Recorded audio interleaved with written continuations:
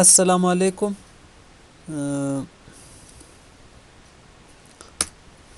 نن غواړم چې په څو طریقو سره موږ کولی شو د مایکروسافټ آفیس فایلونه داسې جوړ کړو چې په هغه په بل کمپیوټر په بل یوزر کې په بل رجسټري سیوډ فایل کې کار ونه کړي. دې لپاره مختلفې طریقې یعنی کولی شو موږ یو که داسې ووایم چې دا په الګوریتم او فکر پورې اړه لري یو 200 طریقې کارولی شو. 200 طریقې یوازې د دې لپاره چې بل کمپیوټر کار ونه کړي.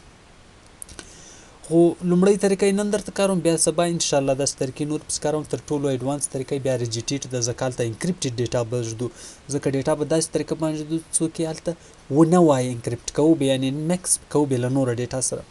اول طریقه یې دا ده چې د یوزر نیم په اساس باندې یې کوو، او دوم بیا د کمپیوټر نیم په اساس باندې کولی شو، او بل هم د ريجیټیټ په طریقه باندې. نور طریقې هم لای تنای کارول چې هغه تاسو خپل شفري کار د څه رقم یې کاروئ.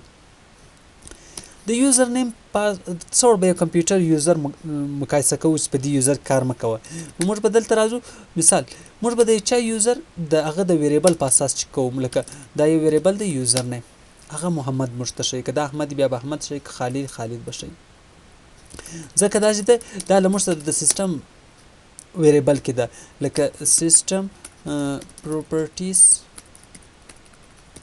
پروپرټیز کمپیوټر نیم کمپیوټر دلته غلط کړی دی، کمپیوټر نیم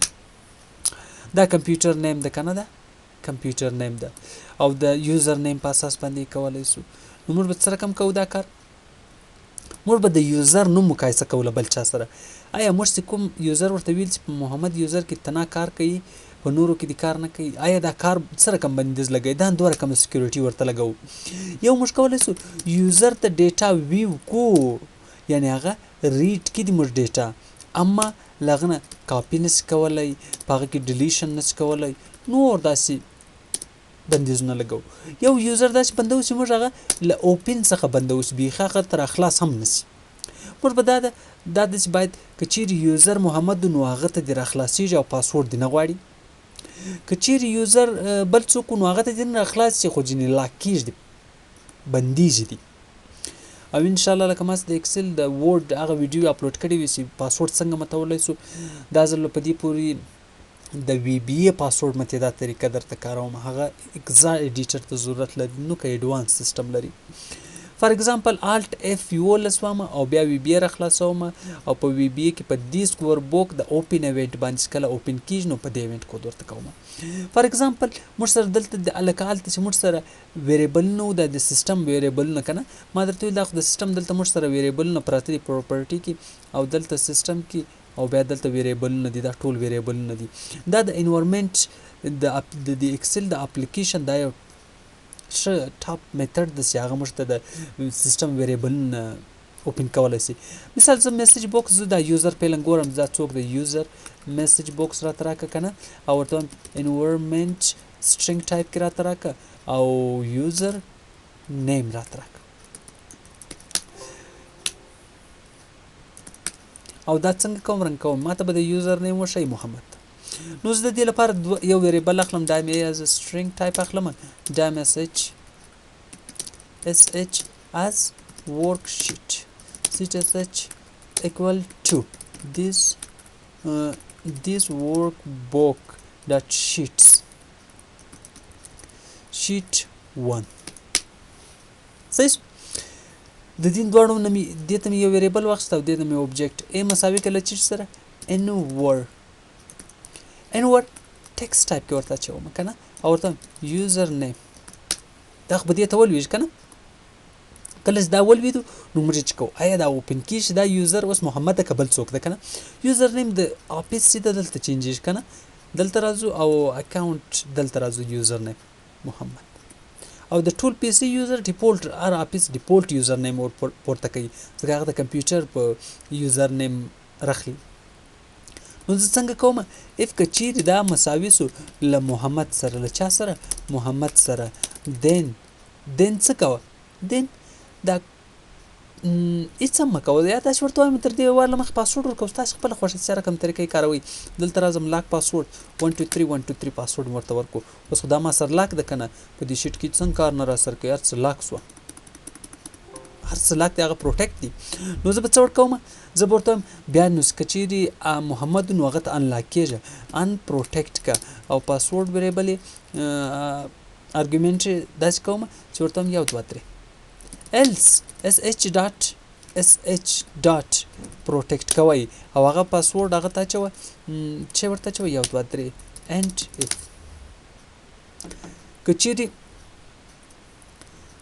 دا بالکل صحیح ده پروټیکټ دونه ایزي کود غواړي. او یو مهمه خبره ده که تاسو وایي ډي اکټیویشن ټایم کې یعنی کله چې ایکسل نور ډي اکټیو کیږي په هغه ټایم کې بیرته پروټیکټ کیږي نو هغه خو بې پیغام دلته هم پروټیکټ ته ضرورت نشته که کوډ ورته کوم تاسو خپله خوښه ده په دې کلیک کوم راځم ایکسل ته او دا کنټرول اس وهمه کنټرول اس وهم فایل کې ږدم هغه په ډیسکټاپ کې فولډر ده بوک 1 نوم ورته ورکوم او ماکرو انیبل کوم دا که دا مهم خبر ده ماکرو انیبل کنه او دا دې زم څه ورکوم کلوزوم. اوس خو زه یوزر محمد یم نو ماته باید ډایرکټ به د پاسورډ بند نه لري ماته بر اخلاص یو ډایرکټلی به زه کار کوم ماکرو به انیبل کوو یاتمی صحیح که ماکرو انیبل نه نو دلته به راځئ دایما لپاره چې بې له دې تاسو نه پوښتنه وکړي هغه انیبل کوي اډنس سکیورټي ته به راځئ کمپیوټر لوډینګ کوي سکیورټي او ټروس سنټر ته به راځئ او د دې اډنس ته به راځئ دا لوکیشن ټروس لوکیشن او فایل به ورته ایډ کړئ نوی لوکیشن. نو دا ما سره انلاک ده باید زه چې کوم دې څه مشکل ده که نه باید دا ماته انلاک سوی وي الټ اف 11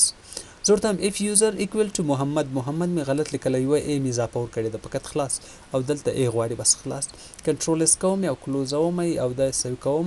او کلوز. زه خو پیله محمد یوزر یم نو ماته باید پاسورډ ونه لري او شیټ اوپن چې راته او مکمل ټایپ خو که چیرې زه خپله محمد نه یم فار اگزامپل دلته کوډ اړوم که نه او زه ورته محمد نه بلکې احمد ده که نه او کنټرول اس او کلوز او کنټرول کیو الټ اف 4 او بیا په دې ډبل کلیک کوم ډایرکټ اوپن کوم هغه به ما سره لاکي ماته خو دا یو مشکل د وی بی کوډ هم باید څوک ونه ګوري د دې نه کتلو لپاره به دلته راځئ او بیا پروجیکټ ته راځئ او بیا پروجیکټ پراپرټي ته راځئ او بیا پروجیکټ پروټیکشن ته راځئ باید څوک یې ونه ویني ځکه هغه به ویني هغه وایي احمد خپل یوزر نیم به ورته چینج کړي کمپیوټر که نه هغه یوزر نیم خو هم د آفیس هم دلته چینجولی شي بې له دې چې یوزر کمپلیټ چینج کړي دلته راځي جنرال ته محمد په ځای احمد لیکي او دومځلي دته را اوپن کیږي نو د دې لپاره چې دا به بعد پروټیکټ کو نو ټولز ته راځو او وی بی ای پروجیکټ ته راځو او دلته راځو او دلته راځو پاسورډ ورته ورکوو یو او دلته هم یو پاسورډ ورته ورکوو او بیا اوکې کوو دومځلي سکل دا اوپن کوو نه به وی بی ای کوډ څوک ګوري او نه به بل کمپیوټر کې په هغه کمپیوټر کې به یوازې کار کوي چې هغه یوزر ولري محمد